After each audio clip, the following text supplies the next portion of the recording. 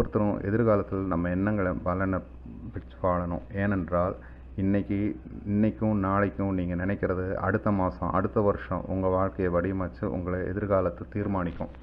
கிழக்கு அரிசோனா வழியாக நான் ஒரு முறை காரில் போயிட்டுருக்கும்போது ஞாபகத்துக்கு வருது, ஒரு பெரிய ரோட் மிஷின் மணிக்கு சுமார் 35 மைல் வேகத்தில் 30 டன் அழுக்கு கூட ரோட்டில் உரிமிக்கிட்டு போச்சு.